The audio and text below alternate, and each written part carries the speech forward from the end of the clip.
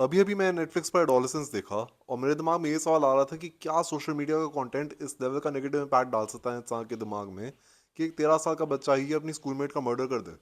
वैसे तो मुझे इस ब्रिटिश शो के बारे में ज़्यादा डिस्कस करने की ज़रूरत नहीं है क्योंकि ये ऑलरेडी ग्लोबल लेवल पर इतना पॉपुलर हो चुका है। इनफैक्ट नेटफ्लिक्स इंडिया पर भी ये टॉप पर है। लेकिन फिर भी मैं अपना ओपिनियन शेयर करना चाहता हूँ इस बारे में। शो के पहले एपिसोड में बताया जाता है कि जेमी नाम का एक टीनेजर अरेस्ट हो जाता है अपनी सीनियर लड़की का मर्डर करने पे। और बाद में भी बताया जाता है शो में कि कैसे एंड्रू टेट जैसे टॉक्सिक इन्फ्लुएंसर्स रेडिकलाइज कर देते हैं टीनेजर्स के दिमाग को औरतों को डिसरिस्पेक्ट करने के लिए। 80% of women are only attracted to 20% of men. You must trick them because you'll never get them in a normal way. इस तरह के बहुत ही बिजार बिलीफ सिस्टम डाले जाते हैं यंग बच्चों के दिमाग में। और इस कारण मेन कैरेक्टर जो है बहुत ही मिसोजिनिस्टिक माइंड से डेवलप कर लेता है अपने अंदर। इस शो का एपिसोड 3 आपको पूरी तरह से ट्रॉमेटाइज कर देगा, जहां जेमी अपनी साइकियाट्रिस्ट से शेयर करता है कि वो क्या फील करता था विक्टिम के बारे में और बाकी लड़कियों के बारे में भी।